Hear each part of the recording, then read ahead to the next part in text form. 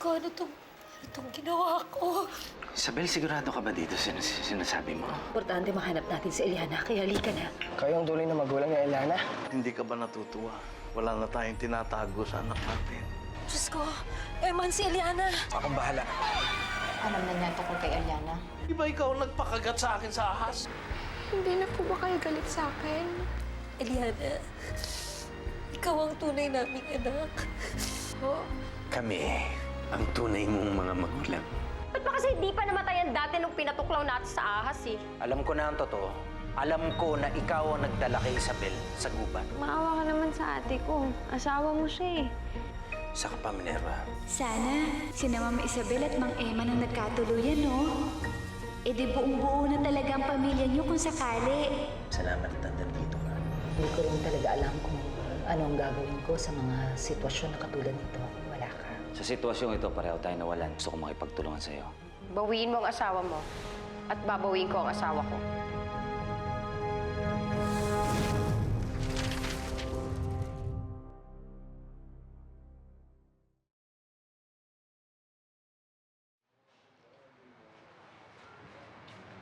Eliana? Mami, Oo. Anong iniisip mo? si Gabo po kasi. Sana hindi siya nagsisisi sa akin. Nagsisisi saan? Sa pagiging malapit po sa akin, lagi na lang po kasi siyang nadadamay ng dahil sa akin eh. Tapos simula po nung magkakilala kami, lagi po niya ako nililigtas sa mga taong gustong kumuha po sa akin. Tapos yung sa perya po, hanggang ngayon nasasaktan siya ng dahil sa akin. Eliana, boyfriend mo ba si Gabo? Eh, Mami, hindi po ah. Magkaibigan lang po kami ni Gabo. Halika nga, halika. Kwentuhan mo nga ako tungkol kay Gabo. Ano-ano ba yung mga pinagdaanan ninyong dalawa? Konti pa lang kasi ang alam ko tungkol sa'yo eh. Huh? Bakit? Mami, dati-dati po kasi pinapangarap ko lang na meron akong magulang yung kakamusta po sa akin. Yung sasabihin sa'yo, anak, kamusta ka na? Yung pagkakwentuhan ko po. Pero ngayon, nandiyan na po kayo para sa akin.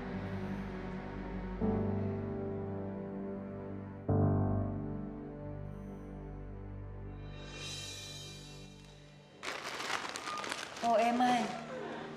Isabel, bumili na ng pagkain natin dito. Ay, ako. Namili rin naman ng mga damit mo. Talaga. Ay, ang ganda naman po nito. Ito pa. Daddy, hindi po ba masyadong mahal to? Anak, huwag mo na isipin kung mahal yan. Sa tagal nating hindi nakilala ang isa't isa, marami na akong utang sa'yo. O ano, maghahanda na ako para makakain tayo, ha? Buti pa. Sige.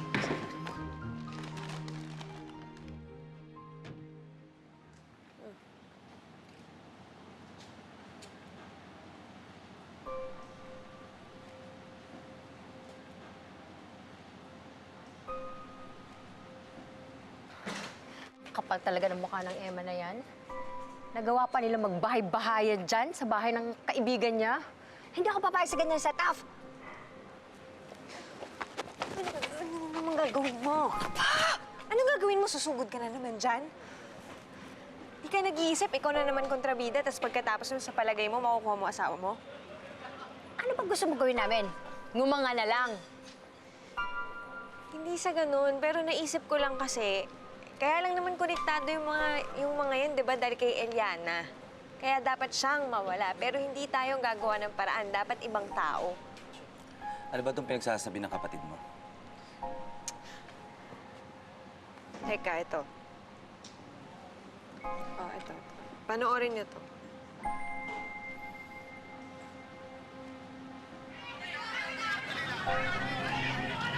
Marami pang galit sa kanya. Sa palagay niyo, kapag nalaman nila na nandyan si Eliana, hindi ba susugod ang mga yan?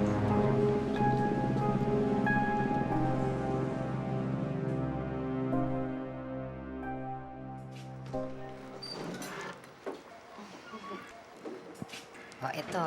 Wow! Yan. Mami, Daddy, alam niyo po, sobrang saya ko ngayon. Kasi nararanasan ko na po kumain kasama yung mga magulang ko. Alam ko po, simpleng bagay lang to. Pero para sa akin, napakalaking bagay na po nito. Hindi, Eliana. Espesyal ang apunang ito dahil ito ang kauna-unahan ng kakasalo ka namin. Di ba? Dasal na po tayo. Oh, sige. Panginoon, maraming salamat po kasi kasama ko na po ngayon ng mami at daddy ko. Napakalaking biyaya po nito, Panginoon. Salamat din po dahil nagkita-kita na po kami. Panginoon, sana po di na po kami magkahiwalay pang muli. At sana po, gabayan at patnubayan mo po kami. At sana po, patuloy niyo kaming iligtas mula sa lahat ng kapahamakan. Sa ngalan ng Ama, ng Anak, at ng Espiritu Santo. Amen. Bakit nasa po ba yung babaeng ahas? Ba't di niya po ba hinahuli? Ma'am, wala pa kaming lead, pero ginagawa namin ang lahat. Ang mabuti pa, magsiuwi na lang kayo at babalitaan na lang namin kayo. Hindi, hihintayin kang babae na ahas dito. Gaganti ko ang ginawa niya sa kapatid ko. Sandali lang. Sana tayong hindi usad kung laging ganito. Hayaan na lang natin ang batas ang magparusa sa kanya. Hindi! Dapat patayin siya! Patayin siya! Sigurado kami Go, magsiuwi na kayo. Sigurado ako kung yung mga tao na to mismo manunugod kay Eliana, tapos problema natin, di ba? Sigurado nga ako. Oo. Siguro.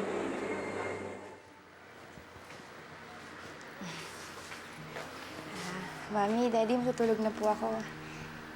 Good night po. Sige, good night, anak. Good night po. Good night, anak.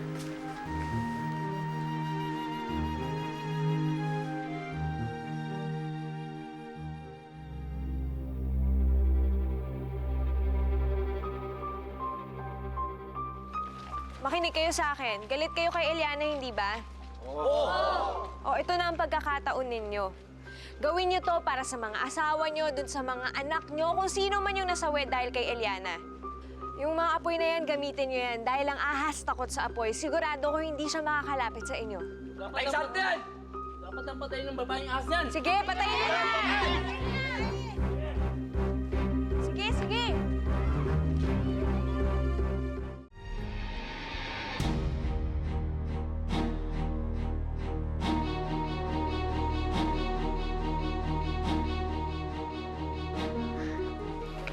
Maganda yung idea mong yan, Minerva. Wala tayong gagawin ngayon, kundi maghintay.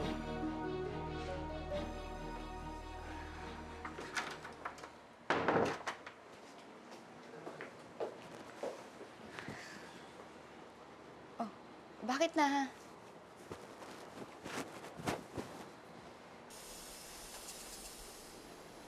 Ramdam na ramdam ko. Ang saya-saya mo.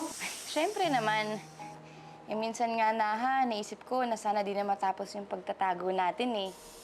Siyempre, gusto ko magkakasama lang tayo. Kaso nga lang ako lang nakaisip nun eh.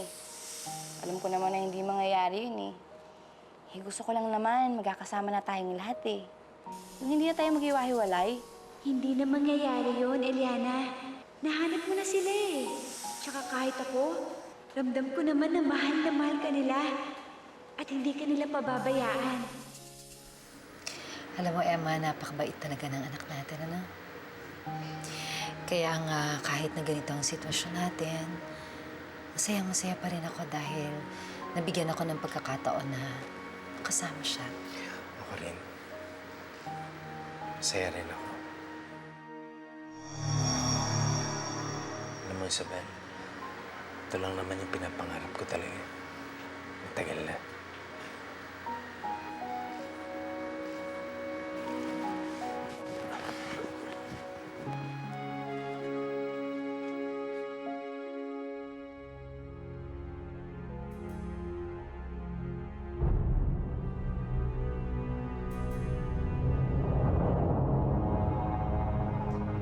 Eman, may tao. Eman, may tao. Nandito nga! Nandito yung babae, gas!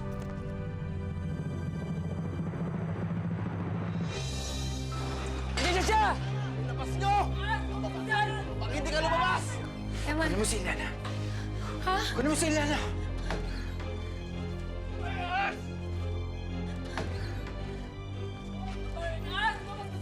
Pag hindi ka lumabas! Putay nyo! Lumabas ka dyan! Ano? Ikusulina! Ikutan nyo! Isabel! Isabel!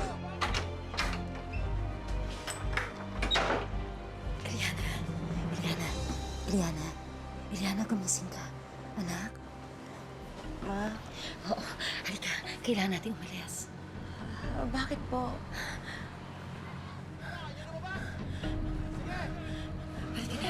Halika na, kailangan natin umalis. Bilisan mo. Halika na. Labas! Ano? Ayaw niyo lumabas? Sige!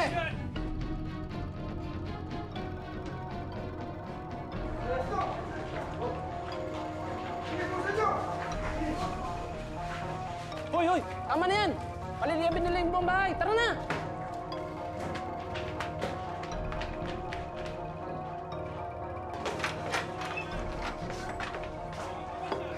Isabel! Manali ka na.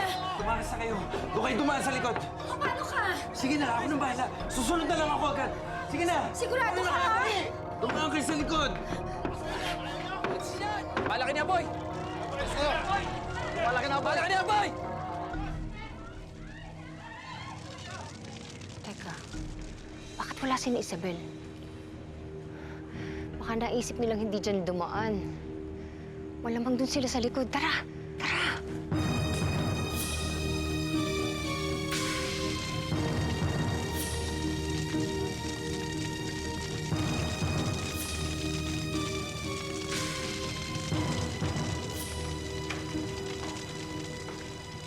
Eliana, halika na, dali.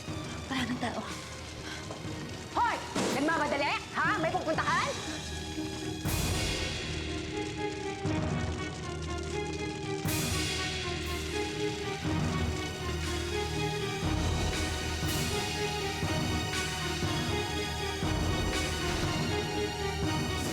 Anong ginagawa niyo dito? Ako pa tinanong mo, ikaw anong ginagawa mo dito nakikisama ka sa asawa ko? Kayo nagdala ng mga tao dito? At Basti, kasabot ka nila? Umuwi na tayo. Hindi ako uuwi! Kayo nagdala ng mga tao dito? Kayo nanggugulo dito!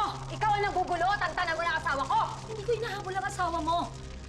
Nora, pinoproteksyonan lang namin ang anak namin. Katulad ng paprotekta namin sa mga katulad yun na gusto siyang saktan. Hoy, huwag mo akong pagbibintangan! Ano wag? Muntik mo lang patayin ang anak ko. At ako minsan, di ba noon, muntik nyo na rin akong patayin? Sinadya niyo akong daling sa gubat para kagatin ng mga ahas. O di ba? Masama ang ugali. Kayo, pareho kayo. Ikaw at ang kapatid mo, masama ang ugali nyo. Kayo dapat ang tugisin ng mga pulis. Alam mo kung bakit? Hindi si Eliana dahil kayo ang masama. Masama! Oo, kayo, di ba? Masama pala. Sige! Tama na yan! Tama na yan! Tama na yan! Tama na yan!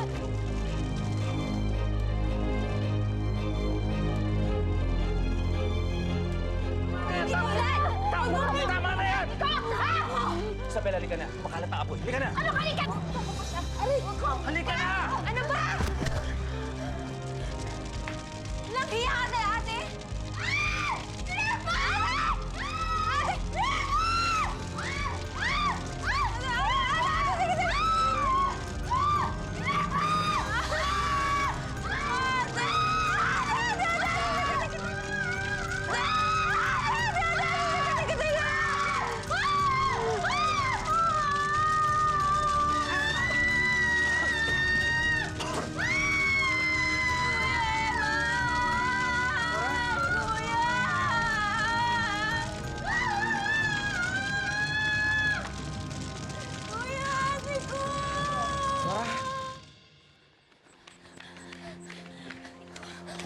Halika na. Tawa mo ako! Isabel, tama na. Ikaw ang tama na. Sinungaling ka. Manloloko ka, Basti. Isabel, nagawa ko lang yun dahil sa pagmamahal ko sa'yo. Kung talagang mahal mo ako, Basti, hindi mo magagawang ilihim ang tungkol sa anak ko. At kung mahal mo ako, hindi mo magagawa ito. Na ilalagay mo kami sa panganib. Dahil alam ko lagi kayo magkasama ni Eman. Isabel, hindi ako tanga. Alam ko hanggang ngayon mahal mo pa rin si Eman. Pinakasalan mo nga ako pero si Eman pa rin ang mahal mo. Bakit hindi mo ba siya makalimutan? Isabel, ginawa ko lahat para sa'yo. Pinanindigan kita. Dahil mahal na mahal kita. Wala akong ginawa, Basti, para isipin mo na binaliwala kita. Kahit kailan hindi kita niloko. I stayed true to our marriage. I stayed true to you. Pero ikaw, anong ginawa mo? Ikaw ang nagsinungaling. Ikaw ang nagtago. Para sa'yo, Isabel, nang makita kong boy si Eliana, hinayaan ko mama mo na itago siya. Dahil alam ko yun na nakakabuti para sa'yo. Isabel, pinag-isipan ko na mabuti yun. Isabel, I'm sorry. Pero mahal kita. Halika na, Elian. Isabel, saan ka pupunta? Hindi ka pwedeng umalis. Bitawan mo yung mami ko.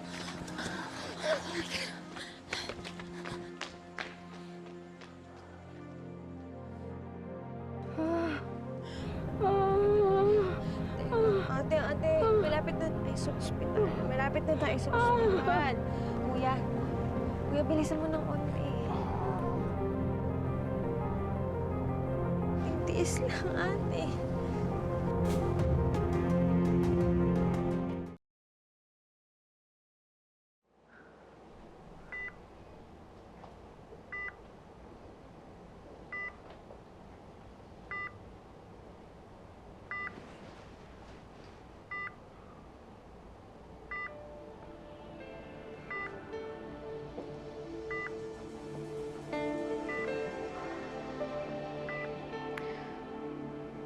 Kasalanan ni Eliana lahat ng to.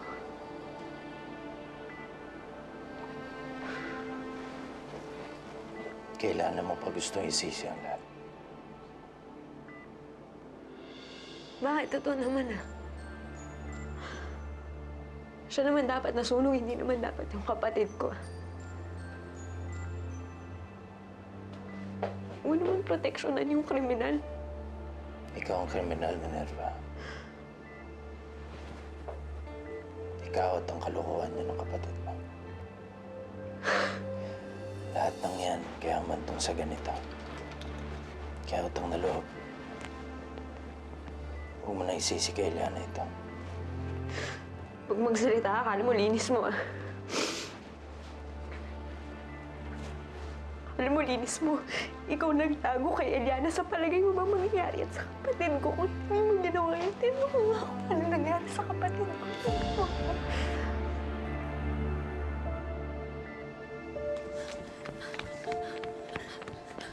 Wala nang sumusunod sa atin, anak. Ma, ano pong mangyayari kay Ma'am Nora? Hindi ko din alam, anak. Kasalanan ko po ba? Wala kang kasalanan, anak. Huwag mong sisisihin ang sarili mo sa mga nangyari dahil wala akong kasalanan. Ha? Mami, saan na po tayo pupunta ngayon?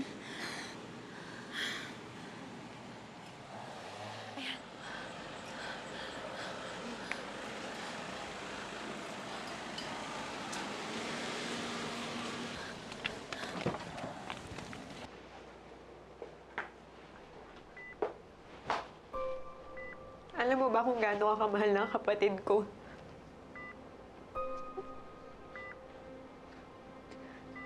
Tapos iniwan mo siya nung panahon na nagmamakaawa siya sa'yo.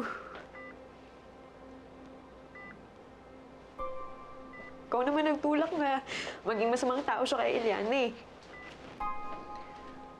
Ang galing mo talaga mambaliktad, Minerva. Kaya na nga itong napakarami atraso sa akin. Ngayon ako pa may kasalanan. Ang gusto ko lang naman, siguraduhin ligtas ang anak ko. Mr. Poblete, masyadong malala ang naging sunog ng asawa niyo. Marami rin siyang na-inhale na carbon monoxide na yun ang lumalason sa buong katawan niya. I'm sorry to tell you, but She's in a very critical condition right now. If you want to tell the other family members about this,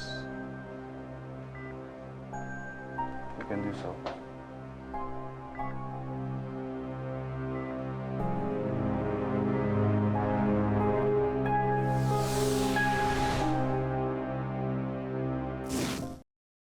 Nora, kailangan mo magpalakas. Kailangan mo magpagaling.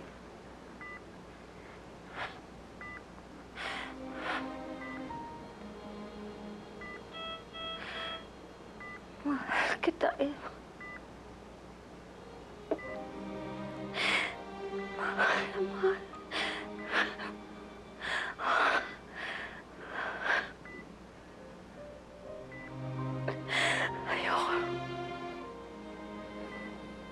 Ayoko na maagaw ka. Ayoko maagaw ka na kahit sino. Kahit ibang anak mo.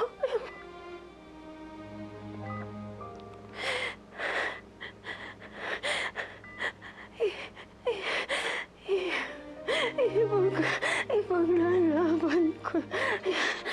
Nakakamatan.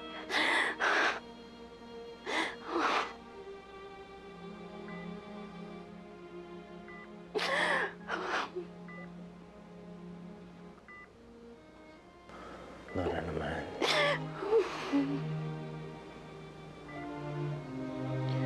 Huwag mo naman naisipin ang tungkol dyan. Importante, kailangan mo pagaling. Kailangan mo magpalakas. Evan, si Mark. Si Mark. Sige. Hanapin ko siya. Tawagin ko siya.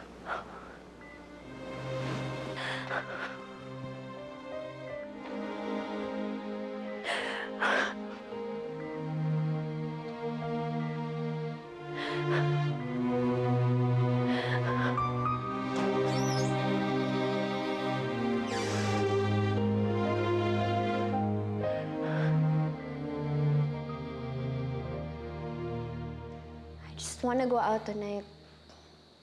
Daming bad vibes dito sa bahay eh. Just wanna forget everything.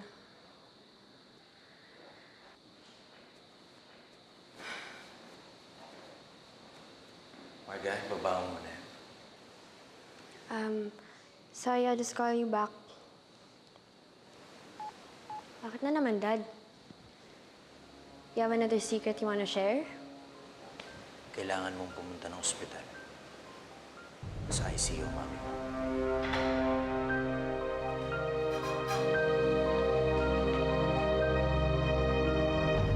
Sandali lang po, tawagin ko lang po si Ma'am Angie. Salamat. Mama, bakit di na tayo tanggapin? Takot po si Julian sa ahas, pati yung mami niya. Alam ko yon anak, pero sa ngayon, wala tayong ibang mapupuntahan. Kaibigan ko si Angie. Papakiusapan ko siya. Sana maintindihan niya.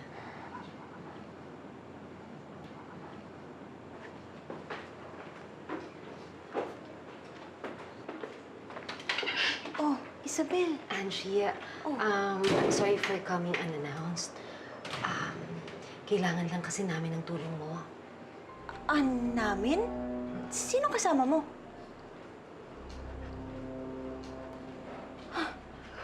Isabel, bakit mo kasama yan? Umalis ka dito, halimaw ka! Angie, please, please, huwag mo siyang pagtabuyan. Huwag mong pagtabuyan. Kailangan namin ng tulong mo.